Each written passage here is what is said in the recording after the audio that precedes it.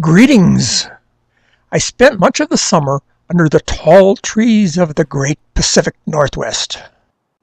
In late July, it was necessary to embark on a 19-day trip. A decision was made to turn off the water during this period. The weather forecast was for hot and dry weather. In my absence, how would it be possible to water these 3 Japanese maple trees? This small fig tree, this grapevine, and my dear friend, Lily. It's time for the float valve button dripper to come to the rescue. Rocks were placed in the bottom of a yogurt container to keep it from tipping over. Extruded polystyrene foam blocks were placed in the yogurt container.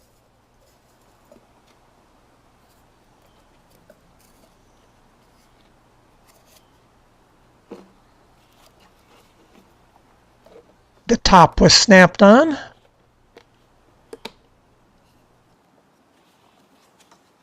And the float valve button dripper was ready to go. There are more details about this in a previous YouTube. The water flow rate can be decreased by adding a second button dripper.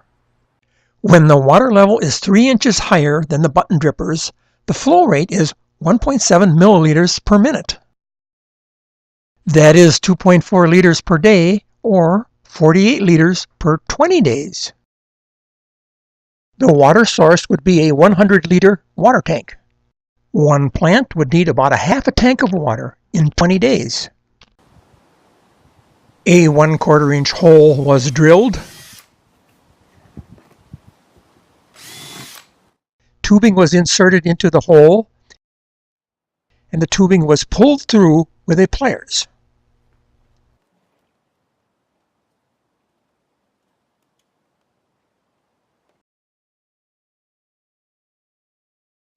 Tanks need to be elevated above the float valve button dripper device. We're going to irrigate 4 plants, so 2 tanks will be needed. Tanks are connected by 1/4 inch tubing. Their ends go all the way down to the bottom of their respective tanks. When water flows out of the right tank, water from the left tank will siphon into the right tank so that both tanks will have the same level. Water flows by gravity from the tanks to the float valve button dripper devices. Let's hope that the water continues to drip for the next 19 days while I'm away on the trip. Here the water is dripping in a larger diameter PVC pipe which was placed 6 inches deep when the Japanese maple tree was planted.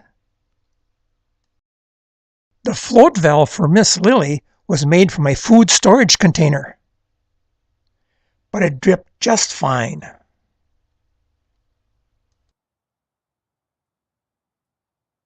I went off on the trip and heard reports of triple-digit temperatures and dry weather.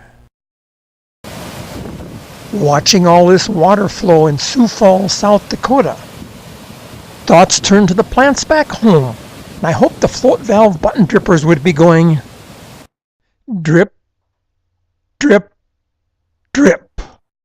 Returning back home, the lawn was burnt to a crisp. This hydrangea plant wasn't watered, and it was in a lot of pain.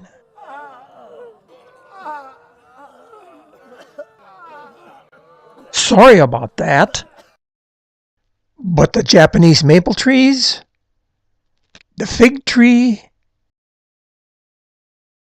the grapevine, and Miss Lily were doing just fine.